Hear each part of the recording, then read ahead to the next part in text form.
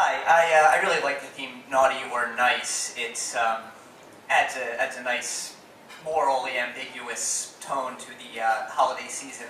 For instance, stealing.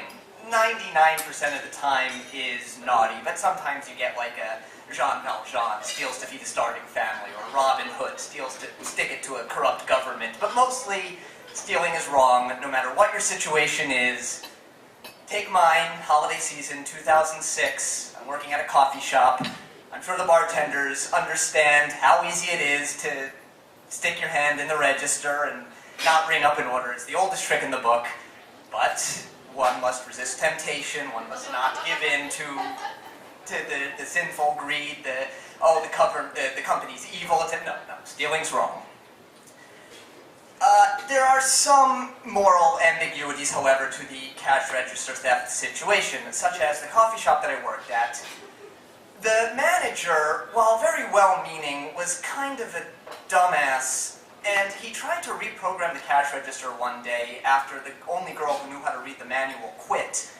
And he wound up screwing it up such that, I forget exactly how it happened. It would like add the tax and then subtract the tax from the total, so I had to do it all in my head, and the register was always off by some fantastic sum at the end of the night because it was a completely impossible situation to manage.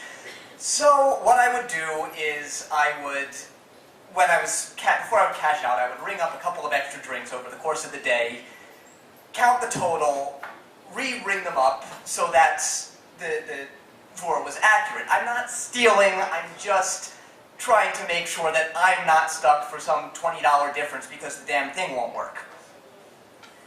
So anyway, I was working there for about 9 months or so, and it just so happens that the guy who had the assistant manager job before me was a complete asshole, and apparently insulted the building owner, which prompted him to look over the lease agreement and discovered that our lease was completely up and he could throw our ass out whenever he wanted to.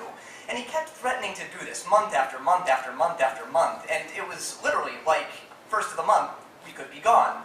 And so the building administrator would come every day for his coffee, and as the day of the month would get higher and higher, we would start asking, are you going to renew our lease? Are we still here? What's going on? And they would say, well, we're still making our decision, blah-de-blah-de-blah. And this went on month after month, and literally the 20th would, are we still here? The 25th, whatever.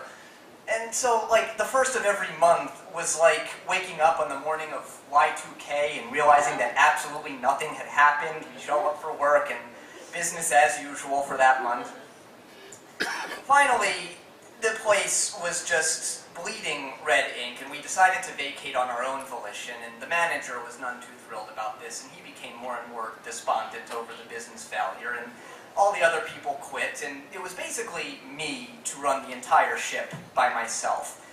Which was fine, because my only real job was sort of letting the inventory dwindle so that there's not too much waste, so that I'm like that old, silent movie gag where a guy's driving a car that's falling apart and he's got 2 miles to go to the gas station, and finally when he gets there he's just holding a steering wheel and a mound of loose watch parts or something.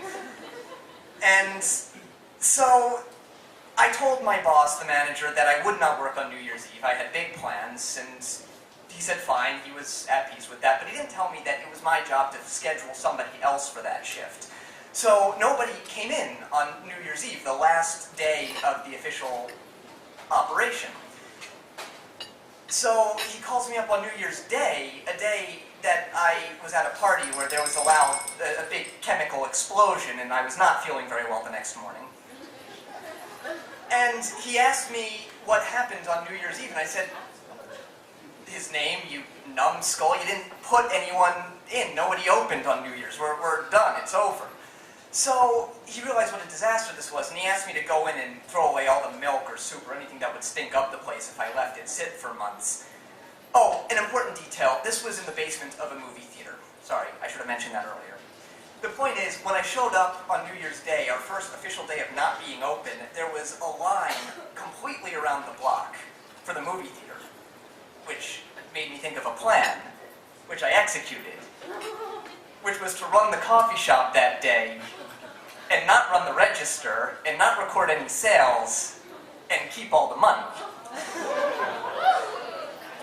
Which is perfectly because this is only food that I was going to throw away anyway, and that's the end bell. Thank you very much.